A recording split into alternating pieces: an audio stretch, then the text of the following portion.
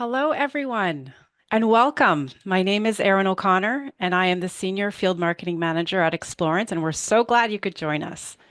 Today's webinar is all about understanding what your higher education institution is required to do in order to meet the latest regulatory deadlines for e-accessibility. And we're excited to explore how improving digital accessibility practices can unlock better learning and evaluation outcomes for everyone at your institution. Now, it's my absolute pleasure to introduce our guest speaker today, David Berman. David is recognized as one of the world's foremost experts on accessibility. Over his remarkable career, he has been invited to speak, coach, and train in more than 60 countries, helping both public and private organizations build more inclusive digital experiences. He plays an active role in shaping global accessibility standards, contributing his expertise to organizations around the world. Beyond his impressive background, what truly stands out is David's passion for empowering teams to create digital content that's not just compliant, but truly inclusive and impactful. So without further ado, please join me in welcoming David Berman. Thank you so much, Erin. I've worked with educators and developers on 5 continents on making their websites, their apps, their documents accessible. And I can tell you, every school I've worked with is afraid that it's going to be expensive, it's going to make our products not as cool as they were. And indeed, that could happen if we don't know how to approach it. Now, my story is, in my first week, I want you to imagine for a moment, do you recall your first week in higher ed? Because I remember my first week, my first job as a designer was at Carleton University. And I didn't know anything about accessibility. And when I first learned about regulations, I was a bit terrified. However, I promise you that I can show you how we can create better learning outcomes for everyone in a way that actually drives down costs with no trade-offs. But first, some ground rules. So we're in a platform called Zoom Webinar. And so whether you're on Windows or Mac OS or on a tablet, your Zoom webinar interface should be presenting my camera and my shared slides, as well as broadcasting my voice. So if any of that's not working as you desire, please do ask for help. How do we ask for help? Well, in Zoom Webinar, just like in any Zoom meeting, you can use the chat. So please use the chat for help, and in the window, choose all panelists, and part of the Explorance crew will come to your rescue. Now, there's also a Q&A panel in Zoom Webinar. So if you have questions about e-accessibility, please post them there. You have the option of posting them anonymously or having your name on them. And finally, if you want to raise your hand, just like in a real room, raise your hand if you have anything you want to share, and we'll invite you to express yourself via the Q&A. So in Zoom Webinar, raising hand button, it's Alt-Y on Windows or Option-Y on Mac OS. Now, regarding audio and video, we urge you to, you can dial into the audio if you can't use the web interface. For video, if you'd like to be able to pin more than one person, such as you have brought an interpreter with you, then please ask our team to allow multi-pin access.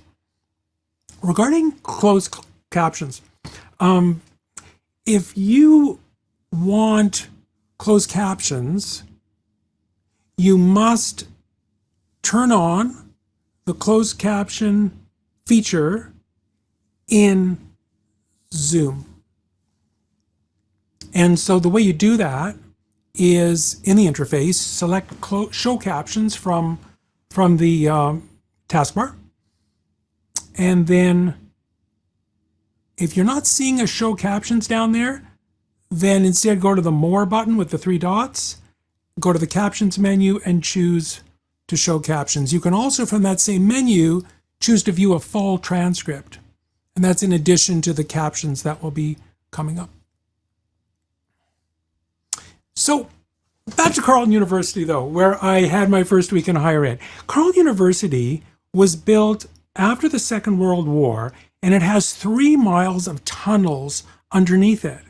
And because it's cold, I'm up here in Ottawa, Canada, And it's cold here. And so in the winter, everyone enjoys the tunnels. And some argue that the tunnels were also created to help veterans from the Second World War be able to enjoy university. Now, the tunnels were such a draw for people with mobility challenges that it triggered Carleton University to become the most accessible university, arguably in North America. And I was fortunate enough to land there. But the history of accessibility in higher ed is something we should all be very proud of. One could argue that digital accessibility and accessibility legislation was actually invented in North American campuses.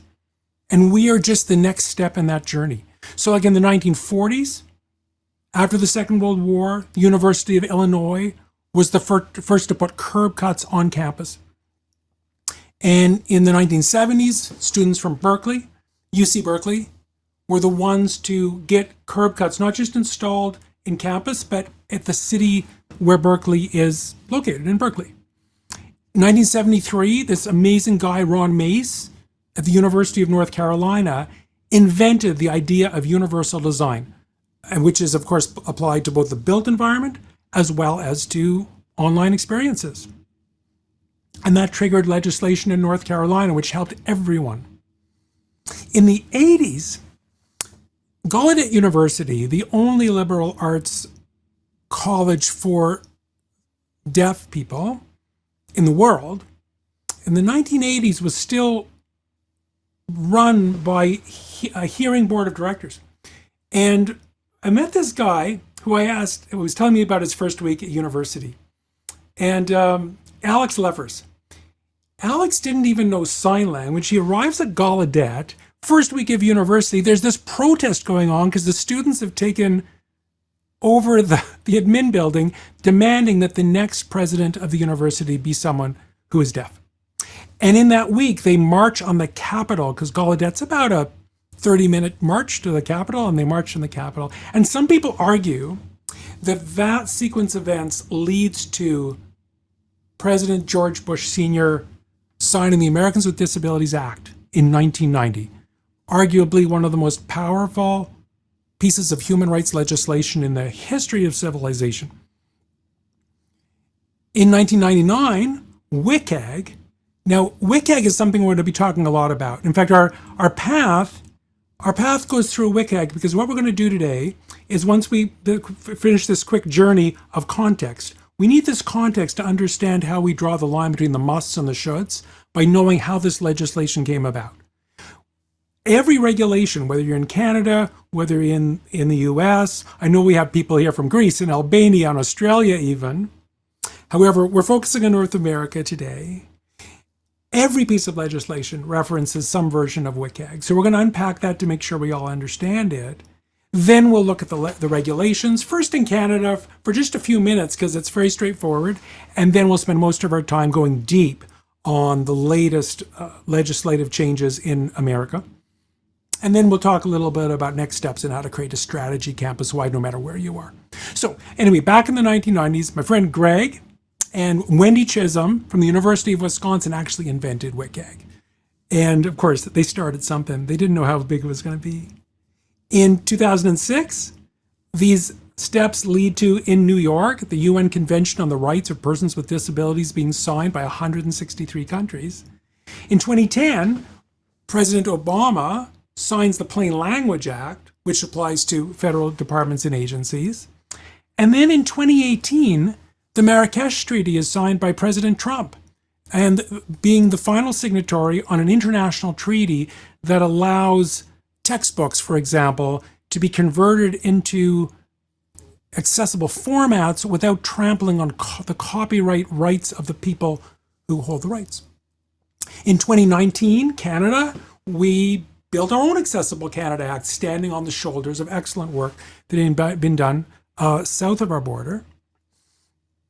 And so in order to understand the regulations we're going to be unpacking for all of those acts, we need to first understand what WCAG is about. WCAG, WCAG, stands for the Web Content Accessibility Guidelines. And for those of you who are unfamiliar with it, the one thing you really need to understand is the levels. So WCAG, you'll hear about WCAG level A, WCAG double A, WCAG triple A. Well, any legislation we see in the world today reaches for double A. And if you're double A, you're automatically also single A. The triple A things are useful, but there's no regulations on earth that call for triple A accessibility. And so from here on in, we're talking about various versions of WCAG, but we're focusing on the double A level. And that's the level where if you don't follow the standard, some people will find it difficult to be able to use your products. Now, WCAG is made up of a series of what are called success criteria.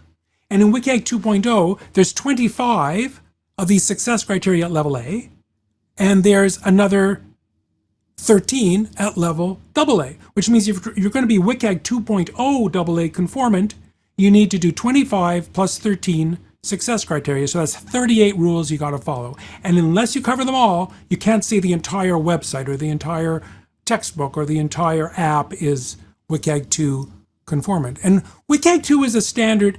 I'm showing a chart, and the chart shows a list of regions and countries in the world and demonstrating that every one of them without exception uses some level of WCAG to fulfill their regulations.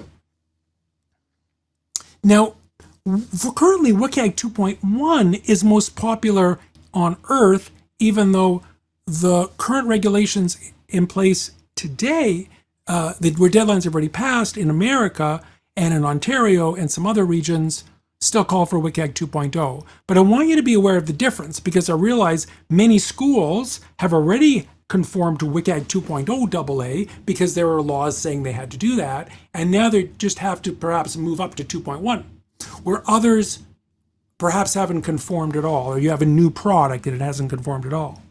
So it's reasonable that people who haven't heard about 2.1 before can be quite scared. They're saying, oh no, I spent 15 years learning WCAG 2.0. Now I got to deal with a whole new thing. Well, I have great news for you.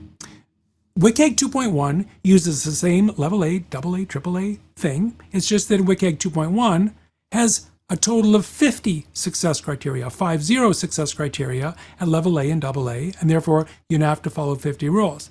But the beauty of it, and I'm showing a Venn diagram right now demonstrating how WCAG 2.1 completely encompasses 2.0.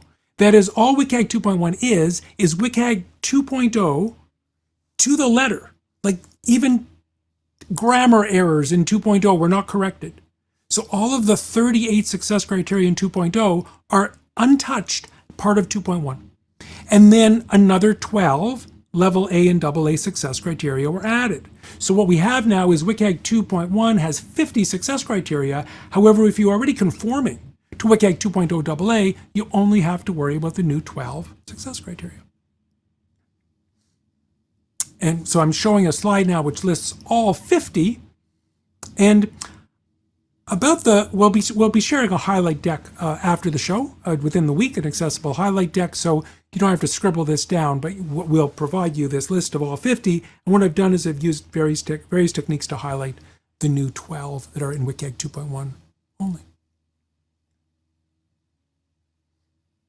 Now, I'm now showing a list of regions on Earth that have embraced 2.1, and which now includes the US, includes Canada, includes Greece, includes all of the EU. And about the EU, they developed something called EN301549.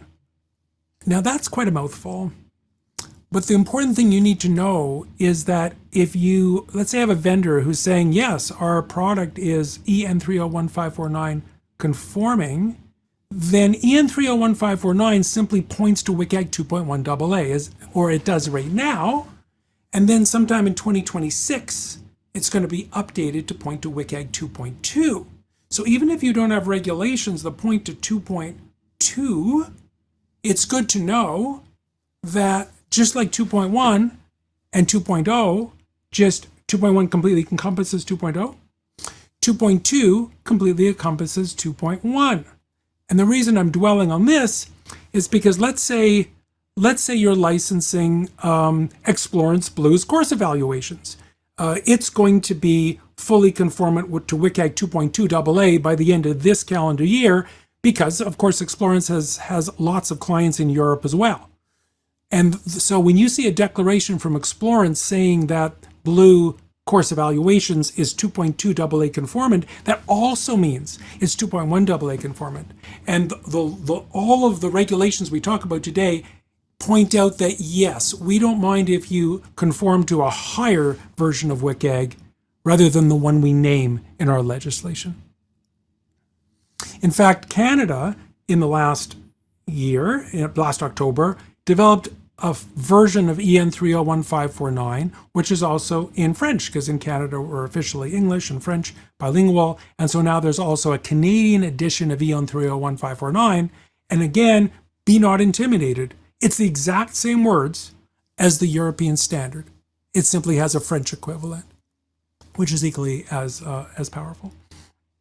So again, 2.2 adds just 6 new success criteria. So if you decide to go on and get into 2.2, because someday you will, or you may say, we're going with 2.1 AA now, maybe while we're at it, we might as well add it, because the gap between 2.1 and 2.2 is far smaller than the gap between 2.1 and 2.0. In fact, it only adds 6 new success criteria at level A and AA. So if you want to go there, now you'd be looking at 56 success criteria. But the key thing I want you to remember is 2.2 is just as good as 2.1 in terms of conforming with regulations that call for 2.1 or 2.0. Now, I said it would be pretty quick to go through what we got going on in Canada, and that's because Canada legislates education on a province by province. There is no federal Department of Education. And so specific provinces, 6 of them, I'm showing a list of 6 provinces that have provincial accessibility acts, and yet only 2 of them actually make a designation regarding WCAG conformance. The first one is Ontario, where I'm living right now. And Ontario, schools in Ontario, all schools, including higher ed, had to conform with 2.0 AA already by 2021, because Ontario was the first place on earth to make accessibility the law, not just for government, but for businesses and NGOs. And rather, the next deadline in Ontario is that every 2 years, colleges and universities need to make a reporting that you're still conformant, because you maybe invented new stuff. So all of our people in our audience today from universities and colleges in Ontario, your next deadline is December 31 of this year, and it's simply confirming again to the province that you're still in compliance with the law. Now, Manitoba is the other province in Canada who also has regulations that point to WCAG. And Manitoba started off with 2.1 AA. It's a newer regulation. And the deadline for educational institutions was already last year, May of 2024. So if you're in Manitoba, you should already be in conformance with WCAG 2.1 AA. So then I'm swinging now back, going down south of the border, and now I'm in America. Now, most American states have some level of e-accessibility laws as well. In fact, the majority of them do.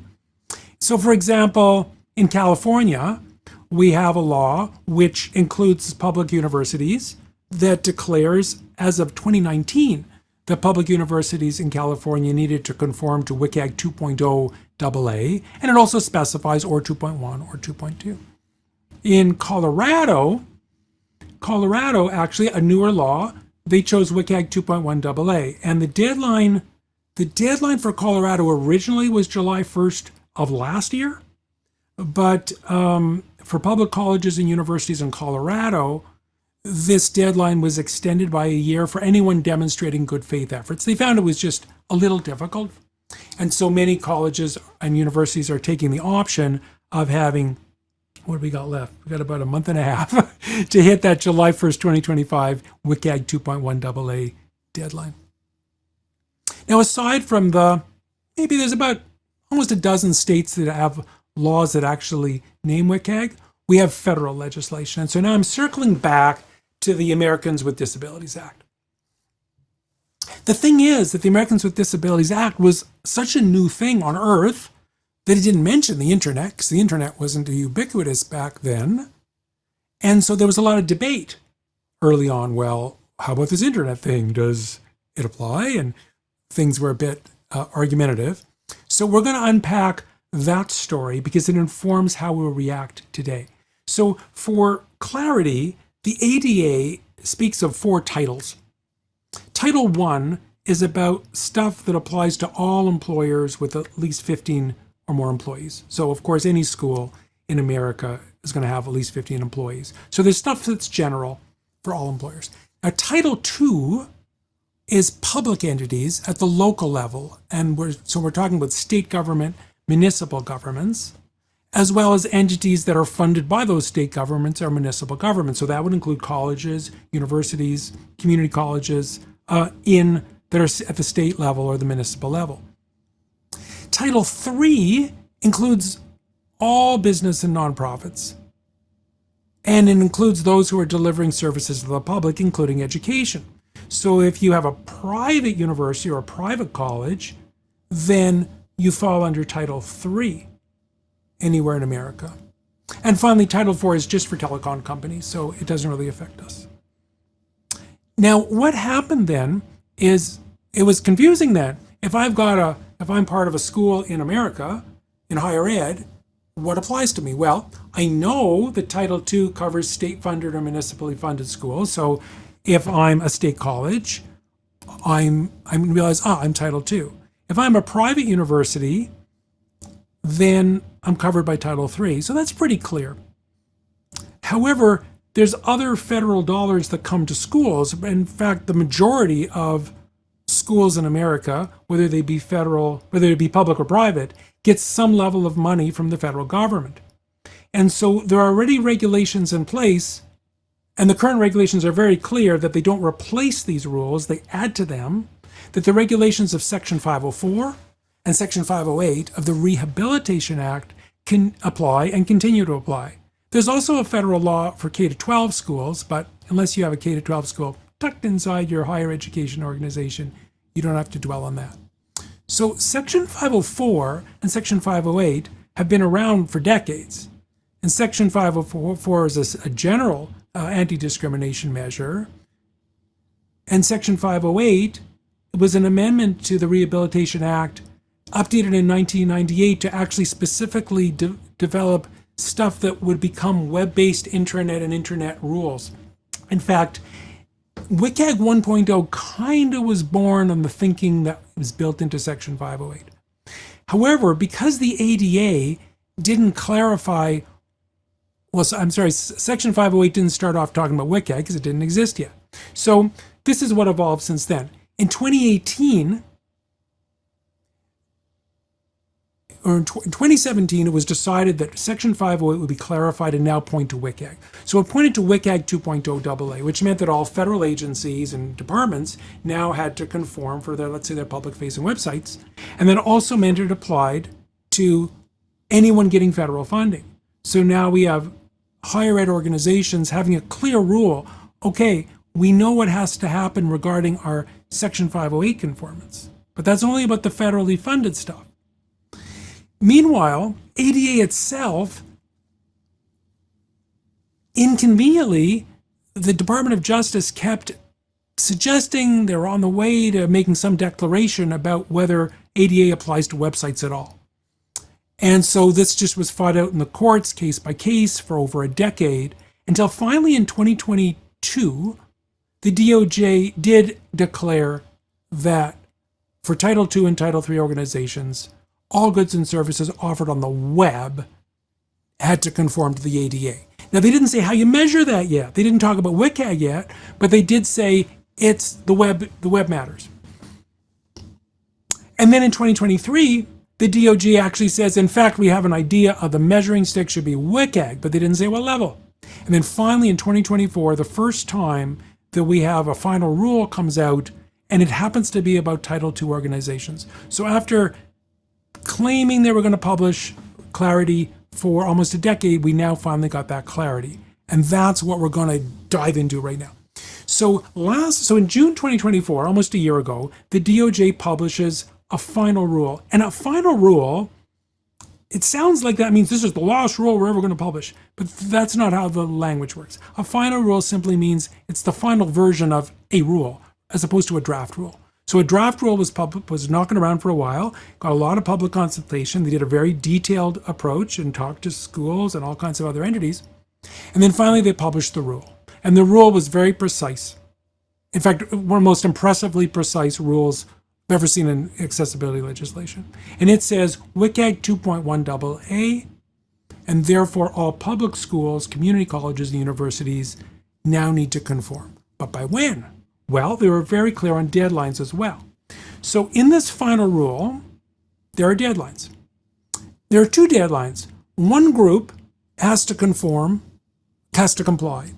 by April 24th, 2026. That's about 11 months from now. The second group, for smaller populations, gets an extra year. So either if you're in higher ed and you're Title II, you've either got till April 2026 or April 2027. And the distinction is based on population. But it's not the population of your school. It's the population of basically who's funding you. So if you're a state university and you're located in a town of only 20,000 people, but you're the state university, so you're funded by a state of millions of people, you have to go to the earlier deadline, the 2026. You'd have to be something like a small community college in a small town, funded by that town, that has a population under 50,000 to get the extra year. So most higher ed institutions have the 2026 deadline, though some get an extra year.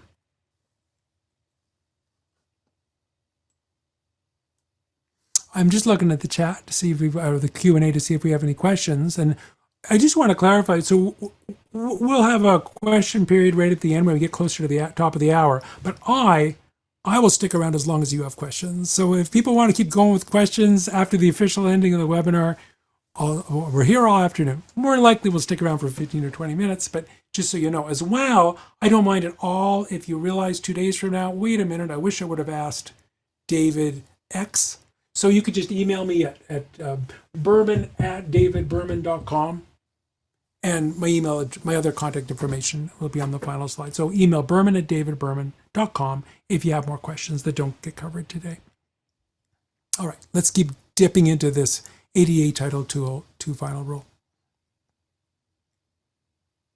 So the next aspect is what's in scope.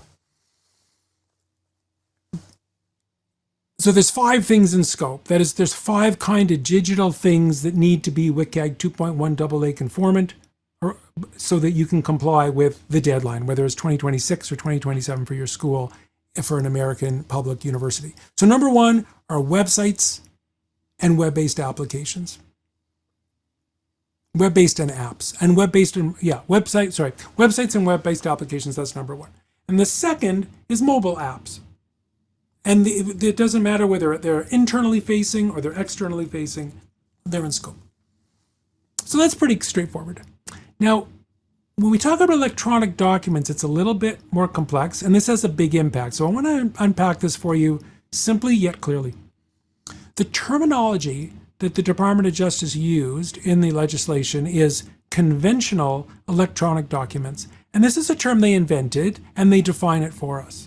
And they define conventional electronic documents as portable document formats, and they give the example of PDF, or maybe that's the only kind. Word processor file formats, so that suggests docx files, maybe Google Docs as well, any type, WordPerfect, etc.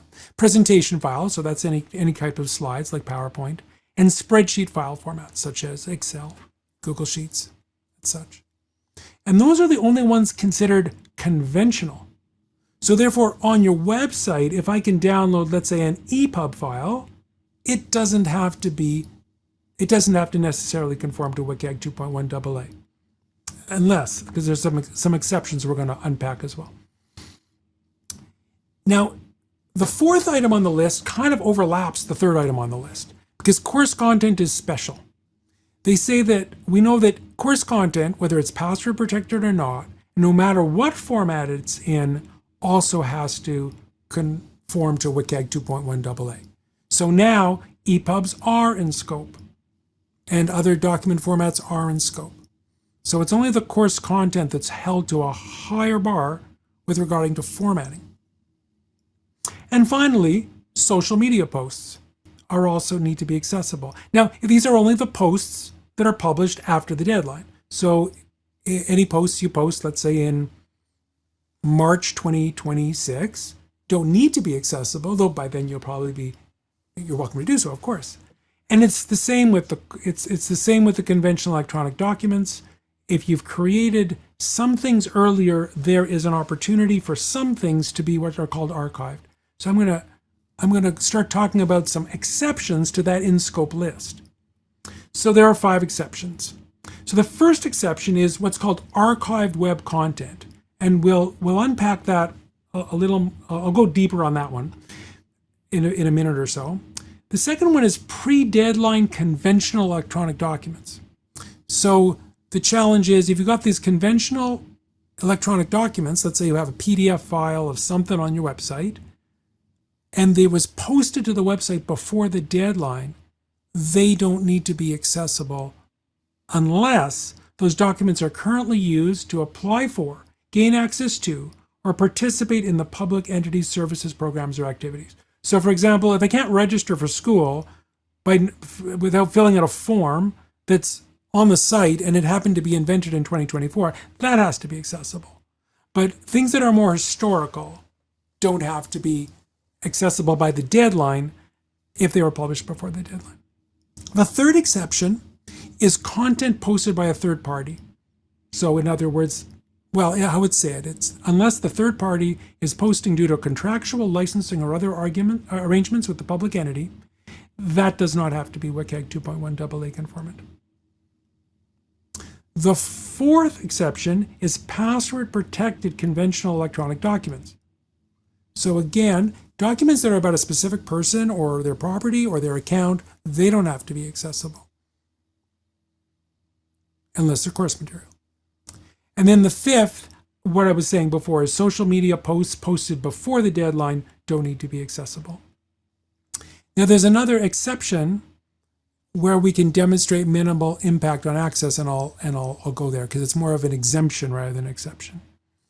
So minimal impact on access, and this is how we start sounding like lawyers, and hopefully you won't even need to go here. So I'm showing on this slide the full nerdity of the legal text that describes this. But the idea of minimal impact on access in plain language is that if you need it, the rule has an exemption for content where you go to the trouble of proving that WCAG 2.1 AA failure would have minimal impact on anyone accessing the content. And you have to go to the trouble of being proactive and saying, we're stating our argument of why the impact is so minimal that we're not going to bother making this accessible. The next exception are concepts that appear in many American laws: fundamental alteration and undue burden. And this has the idea that the final rule has an exemption if you can prove that complying would undermine the actual nature of a program or it would cause undue financial or administrative burden, then you can make an argument that you didn't do it.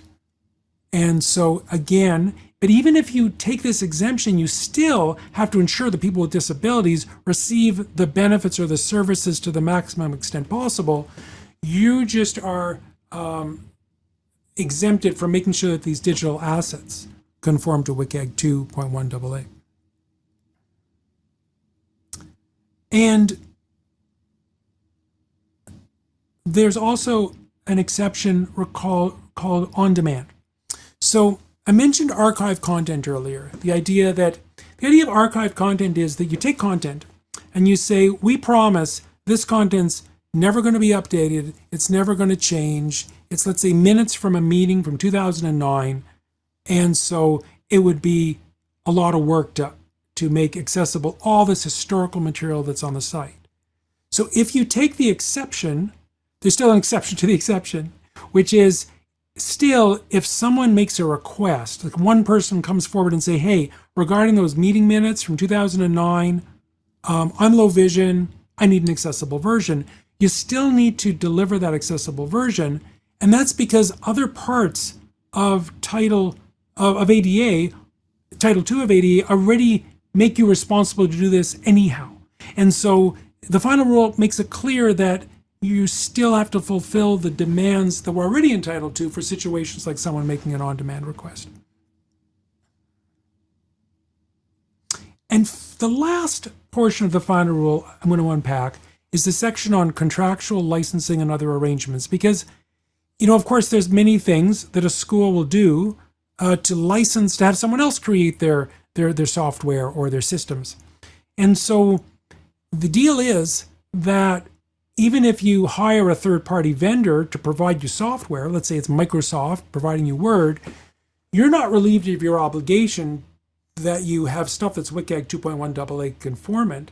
You just have to choose vendors that get it right, like Microsoft or Explorance. So, for example, if you have the Badger State University licensed Explorance's Blue Course evaluation software, the university is responsible under Title II for making sure that they, in their agreements with Explorance, that WCAG 2.1 AA has been demanded, and Explorance then provides proof, industry standard proof, and we'll talk about what that looks like in a few minutes.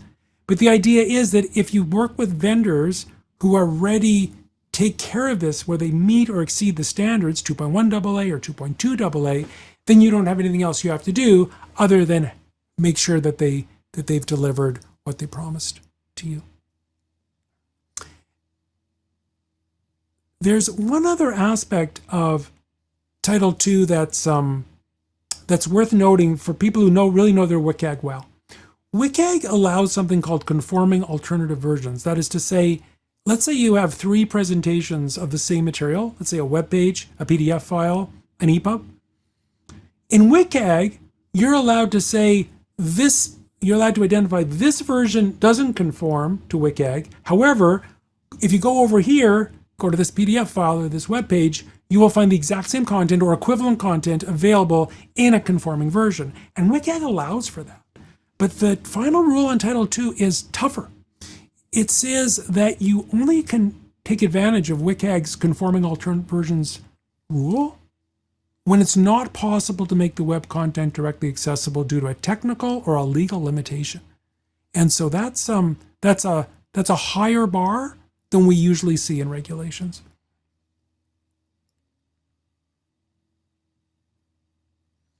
And now, so that's everything about Title II. But if you're from a school that's Title III, you may be wondering, okay, wow. But what about us? What about the private university, for example? Well, you can only speculate, because you may recall this. I had the slide up where I was walking through the history of the DOJ making declarations. Almost 10 years ago, they originally predicted that they'd issue a final rule like we're discussing right now, back in around 2016, and then 2 years later they would issue something similar for Title III organizations. But of course that didn't happen. And so if you assume the same pace, you would expect perhaps another rule will come out in the next 2 years or next 1 year for Title III organizations. However, the current administration, one of their focuses is to lower the amount of regulation, and so it's hard to say. However, because we already know there's a number of reasons why Title III organizations need to apply accessibility and sometimes WCAG for parts of what they do, etc. Of course, it would not be a bad best practice to take a similar approach as has deadlines for Title II while we wait for clarification.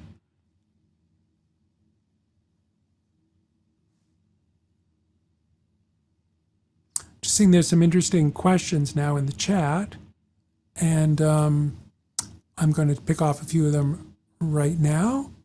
Benjamin Brocker says, I just answered the question.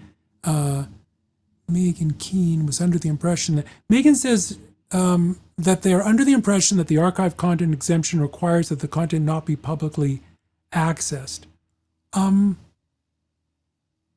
I'm not sure about that. I'd want to check that out. My understanding was as long as it was clearly labeled as material that's been archived, that it can still be publicly facing. But but it has to be publicly facing, and the declaration of archiving has been made clear that there's no intention to change it when it was published, etc., and why. But I could get you a stronger answer on that, Megan. I'll hit the books, or we could have a chat about that later. Audrey asks, can my employer be obligated to get me text-to-speech and speech-to-text software accommodations? Audrey, that depends greatly on where you are and who your employer is. And because there are some situations where they could be obligated, but there's other situations where they would only be obligated to negotiate with you on what would be a good solution rather than naming a specific accommodation. Depends where you are. Gloria asks, if you have an accessibility tool in the LMS, such as ALI, which offers alternative formats, does this make the university compliant? Oh, it's a great question, Gloria. So LMS is another example. I'm just going to go back a slide or two here, when we were talking about contractual licensing and other arrangements. So just like the example I gave with Badger University licensing Blue Course evaluations, it would be the same. If Badger University, so we're assuming a Title II school, to the question from Gloria, decides to license an LMS, same deal. The LMS itself needs to conform to WCAG 2.1 AA in terms of the interface, and then the content that's uploaded to it needs to conform just like any other course material, except in the cases where it's been posted by someone, as I said before, the exemption of content posted by a third party. So there's some wiggle room there. But Gloria, we could go deeper if you'd like to present a more specific example. But in general, yes, whether you cook your own LMS or you're licensing another, that's if there's material, if there's course material that's posted on the LMS, it's going to have to be WCAG 2.1 AA conforming, unless there's another exception for that. I'm going to pause here and come back to more questions later. And continue our journey, and then we can open it up. So essentially, the challenge is, how do we make the decision between what we must do versus what we should do? Because at the beginning of the talk, I mentioned of this webinar, I mentioned the idea that if we have a good strategy, we can actually take approaches that benefit everyone. And indeed, that's where we get the return on investment. That's where we avoid high expense, and that's where we get better education outcomes for everyone, not just people who have identified as being a person with a disability. And the focus we tend to take is that if we see accessibility simply as a collection of extreme cases of usability, and usability being a tenet of any good design process, then there's no conflict between the designing for accessibility and designing for the entire population. In other words, when we design for the extremes, everyone benefits. And that's just a part of great design. So why I mention that here is that our next steps for an institution-wide approach, basically I'll give you a 5-step overview of where we want to take this. Because the first step, and this is the type of format we use when we work with a school or any client, when we're trying to create an institution-wide approach that will be sustainable. So the first thing we do is we reflect upon what regulations apply within your accessibility policy. And if they don't, we have to update it, keeping the deadlines in mind. The second is that we now have to take inventory of all the digital assets we have that are in scope for the regulation that has a deadline. The third step we take is what we call a reduce the rot strategy, ROT is ROT. It stands ROT stands for redundant, outdated, or trivial. The idea is this is a great opportunity to thin how much content we have. If it was ever time to improve your needle to haystack ratio, let's reduce the size of the haystack, I should say. So increase the needle to haystack ratio. Now's the time to do it because then we have less stuff to improve upon, less stuff to remediate. The fourth of 5 steps is we now divide between things we develop in-house and things we outsource. So for things we develop in-house, we come up with a strategic plan that includes training our people, equipping them with the software and tools and systems they need, auditing the products to discover where the gaps are between WCAG conformance and not, doing any remediation required to those products, and then finally testing everything to confirm that we're confident that things are in conformance with the level of WCAG we need to reach. And so the fifth group then is for things, the fifth step is for everything you outsource. And so here's the case when you're dealing with the company that gives you your LMS or the company that provides your course evaluation system.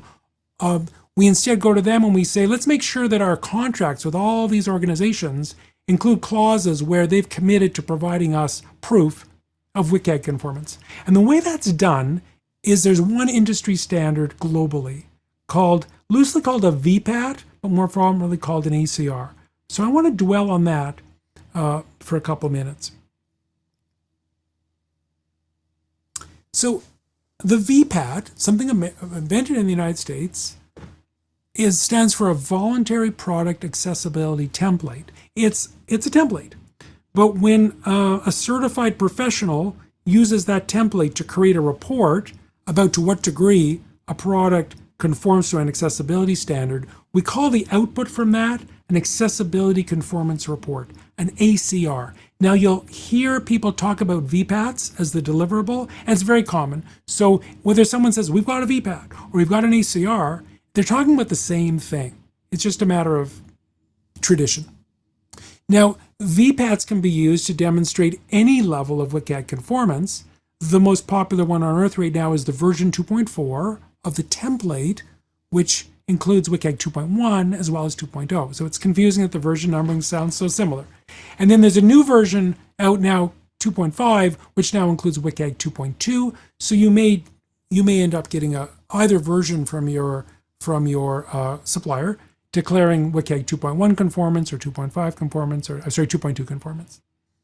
And they're designed to work to these global standards. So here's an example. Here is an ACR we developed for Explorance for Blue Dashboard. This is back in 2023, but we were already testing for 2.1 AA. So this is the title page, and it's designed to conform to Section 508 as well as 2.1 AA and EN 301.549. So it makes declarations about 2.0 AA conformance, and it's clean. There's no exceptions. 2.1 AA conformance as well as EN 301.549. And so it's not just a report. It's not enough for them to give you a report. You want a clean report, because they could give you a report saying, yeah, our product has all kinds of failures in it where it falls short of WCAG 2.1 AA conformance. So we're looking for not just a ACR/VPAT, we're looking for what we call a clean VPAT or a clean ACR. That is, it meets or exceeds every aspect of WCAG 2.1 AA.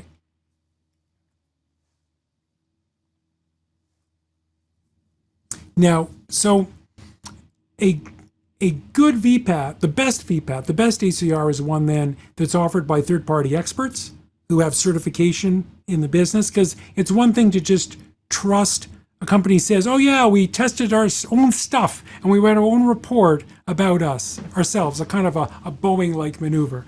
But far better that they go to make sure that someone either on staff who has the proper certifications or a third-party company like us has certified it. So we have now an arm's length opinion about the accessibility of the product.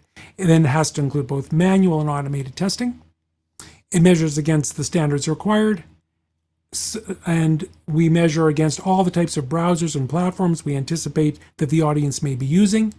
We don't include exemptions for some third-party code. But the main thing is, at the end, it's clean. It's a clean VPAT. And, I want to say something. I hope I don't surprise anyone, but this is an email I got from Samer Saab from Explorance 15 years ago, before there were any regulations anywhere calling for WCAG conformance. I got this email from Samer, and he reached out and he said, hey, we understand you know how this stuff works. We want Blue to be accessible. Blue 2.0. And so we met, and it was the beginning of a wonderful, wonderful relationship. So there's a few clients we have like this, and one of them is Explorance. It's really someone who came to us originally just because they thought it was the right thing to do. And now, as part of the reason that they're industry leaders is because they're always ahead of the game in terms of meeting the international standards as well. So, I started off by talking about what it was like your first week at university. And because we're talking about evaluation software, I'd ask you, if you could only ask one evaluation question to one student in their entire time at your school, what would that question be? I'm thinking the question would be something like, what was the most important thing you learned in your time with us? And I actually got that answer. Do you remember I mentioned Alex Leffers, the kid who showed up 18 years old at Gallaudet University and ended up in a march to the Capitol? Well, I'm proud to say that Alex is now the Director of Communications at Gallaudet. And Alex told me that my first week at Gallaudet changed my life. It taught me I was no less than anyone else, that I could do anything. Today, Gallaudet's a world-class research institute that leads in the development of accessibility techniques. And so we're driven by regulations. We're also driven by the ability to be great schools. And the great news is those two things fit together in a lovely way. One of the ways Explorance is continuing to promote accessibility is that we're running a course in November as an introduction to eAccessibility, and Explorance is one of our partners. And so I'm giving you, I've also got a coupon code here. The coupon code for our November 13 course for Friends of Explorance, Friends of Berman is the coupon code. Friends of Berman, one word, because any friend of Explorance is a friend of us. So with that, I'd like to throw it back to you, Aaron, if I may. Just leave up a slide with those next steps, those 5 steps, the takeaways of what we got to do next to get it done. Back to you, Aaron. Thank you, David. This was a real eye-opener, and I loved every minute of it, and I hope our audience enjoyed it as well. So let's open up to some questions. David, do you want to take a stab at a couple of them? Just read them off in the QA. Certainly, I'll do that. I'm going to catch up where I was. Our next question was from Beth Case. Now, Beth shares with us that some documents are very difficult to make accessible. We're really struggling with the requirement to provide audio descriptions because of the cost and difficulty. Does anyone have a solution, or is this a situation where an alternate presentation of information might be okay? And Beth then follows up further to say, I'd also like to clarify, clarification on third-party content. If an instructor uses publisher content, are they responsible for making sure they are only choosing accessible content? And then Beth continues, ALI does not provide full accessibility. Beth is circling back to the LMS called ALI, saying ALI does not provide full accessibility. It depends on what the original content is. All right. So, Beth, I'm going to begin to unpack what you've brought up.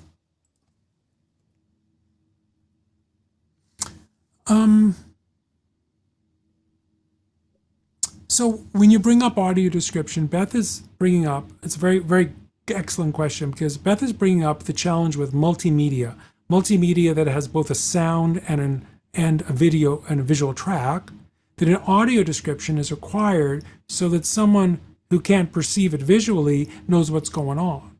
So let's say you have a movie and someone's sneaking up behind someone else and you wouldn't understand the plot. unless you could would know that the person's sneaking up behind the other person. And so an audio description track is an optional track that would describe what's going on for people who can't see what's going on.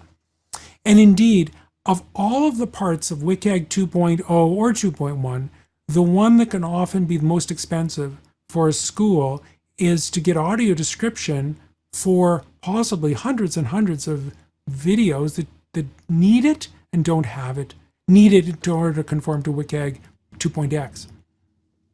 And so Beth is asking, does anyone have a solution? Or is this a situation where an alternate presentation of information might be okay? So Beth, typically the challenge here is that the way, Beth, I got to know, are you in a private, is it a private or a public university, and what country are you in? Could you actually just post that, because that could help me unpack this more specifically.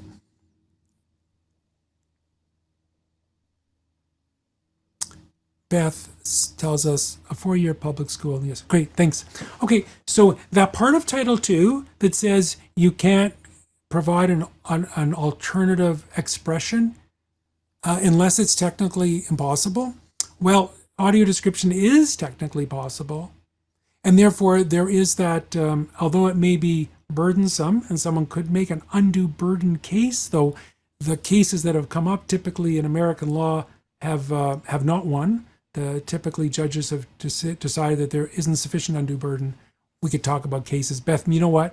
We should get into this later because there's a lot to it, and I want to give you precise answers to this type of stuff you've got, because it's a big question, and I want to give you the very best answer. So Beth, I'm going to encourage you to phone me or email me so we could unpack the nuances of the case you're dealing with. I see, no worries. Thank you, Beth. But in general, yeah, typically you need to figure out how to audio describe or find equivalent material that's still multimedia to replace what you've got. So as I said before, I'm going to keep answering questions until whenever, until we're all gone. But to formally end, spot the landing, I just want to take a minute to thank everyone who was involved in this. Aaron and Anastasia, who had the idea in the first place, and Matt. These are all folk we work with at Explorance who invited the idea.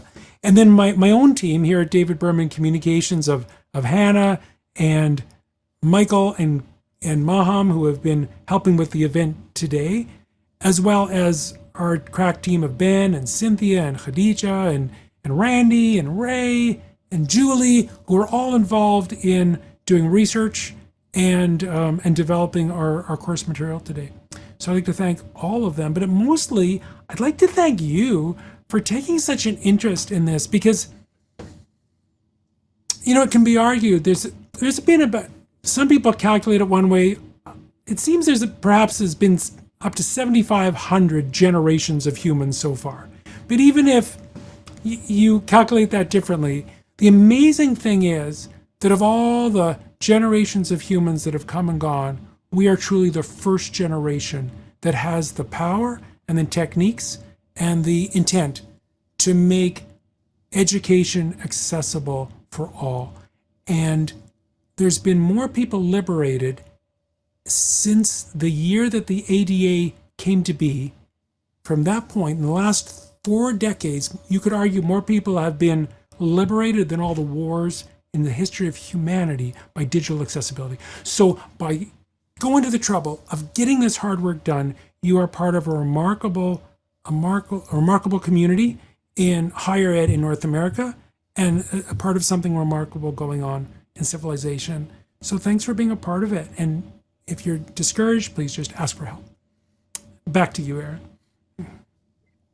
Thank you so much. That was wonderful, really well put. It's an exciting opportunity to be part of this webinar and understanding all about eAccessibility and ensuring that everybody has the opportunity to learn and do great things. So why don't we continue to go through the questions for those of you who need to drop off. It's 2 o'clock right now. So we've got a good number of questions actually. So let's get right into it. We'll probably stay on for another 15 minutes, but we'll have to see how things progress. So That's where perfect, were we? Gary. I guess we were at Beth, her last question at 143, and was that one answered? Yeah, Beth's going to follow Okay. up Okay, with great. me. And thank you very much, Kim and Donna, for the online hugs. It's great to hear from you, Kim. And Ryan Christie asks, how would you handle a situation where you get an accessibility complaint about a third party product that is certified compliant? Ryan goes on to ask, do you just refer them to the third party, or are you responsible to address the issue between the user and the third party? So, Ryan, I'm going to make some assumptions based on the story you're providing to us. So please correct me if I'm going in the wrong direction. But it sounds to me like you have a situation where your school has licensed a third party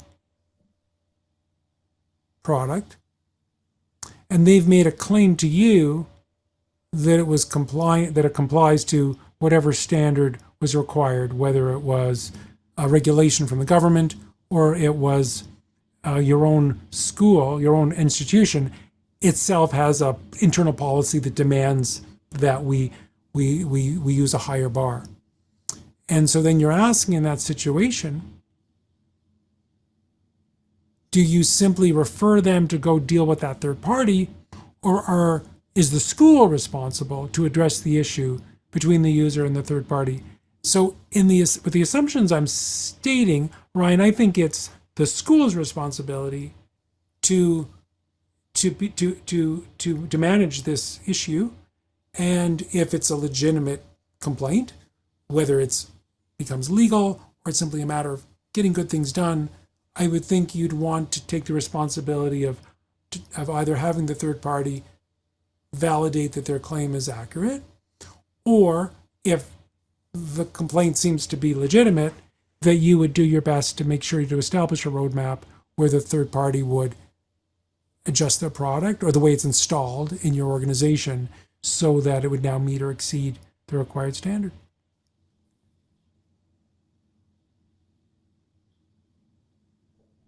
And Ryan, if there's more to it than that, I welcome you to contact me, and we could give you a more precise answer if we understand the situation more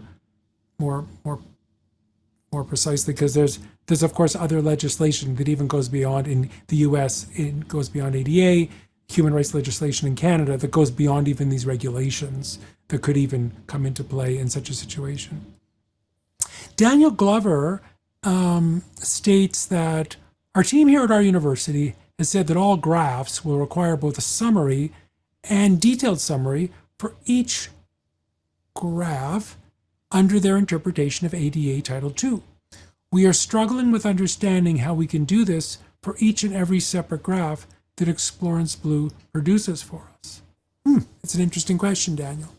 So the technique that's allowed for within WCAG allows that we can present information and then provide it, the same information graphed as an infographic, as a table, as a pie chart, whatever type of visualization is an augmentation of the main information. So as long as you provide the information in the raw data in a format which itself is organized in a way which is WCAG conformant, WCAG 2.XAA conformant, it's okay then that any infographic or other present visualization of that can then, as long as it's labeled properly for what it is, it can either be designed in a way that itself is WCAG 2.1 AA conformant, or it could be identified as a visualization that's making a certain point about this other data, and then it points back to the data. So this allows multiple modes of communication around the same information. So for those who prefer an infographic, they can absorb that information, perceive that information, work with that information as a visualization. For those who prefer raw data, whether it's because they can't see or because it's how they think, or they're an AI agent who is better at reinterpreting it, then they can choose which one they want to use. So, Daniel, we could go deeper on this. In fact, we have a whole half-day course on that challenge. However, in summary, yeah, there's completely a solution there. And it's correct that every graph requires some sort of alternative text, but it doesn't necessarily require the full detail. The summary or the alternative text could simply point to where the raw data is, for example. But again, we have to see the example. But the good news is, Daniel, that this type of solution can exist, be fully automated, and so it can be sustainable in a data-driven automated model, like Explorance uses. Our next question, and they do it really well. And so the next question I have is, and so Daniel, feel free to follow up if you want to talk about specific examples too. The next question is from Benjamin Brocker. And Aaron, I'm just keeping an eye on the clock because I understand we want to wrap up around 1:15. Benjamin Brocker points out that Benjamin's with a Title III organization, that is a private organization. And Benjamin says, we started our research and development on AR and VR. Oh, interested. Augmented reality stuff. About a decade ago, made some LOs. What's an LO? Help. LO. Benjamin, what's an LO? But ADA compliance is, well, virtually impossible. We paused development with the hopes tech would mature in that space. It hasn't. Yeah, fair. No, I know what you're talking about. If we wanted to restart dev, what would be the best get out of jail statement for these interactivities? Okay, so Benjamin, there's a whole community of people who are working on accessibility for AR and VR, including figuring out how do you interpret WCAG for virtual reality, augmented reality. And I think the most promising thing is to connect you with that community, because these are fascinating use cases and they are challenging. And of course, there's going to be more and more of it. So Benjamin, if you want to drop me an email or give me a call, I'll connect you with your community of people who live and breathe that 24/7. The next question is from an anonymous attendee. Could that information discussion from Beth then be shared? Oh, I'm going to roll back to Beth. I don't know. So someone's anonymously asking whether the information or discussion from Beth could be shared. I'm not sure because we don't know how the discussion will go. But anonymous attendee, maybe it would just be good for you to reach out directly, and we could just have an independent conversation on the same matters that Beth brought up. There was also one other anonymous question that we jumped over way back at the beginning. A very patient anonymous person who asked, how do these standards apply to in-person instructional materials? So that's a great question, because we're talking about, like when I was presenting today, you may have noticed several times I started audio describing imagery on the graphs, on the slides. So what I did on my slides was I made sure that I uttered every idea that I thought was crucial to the presentation.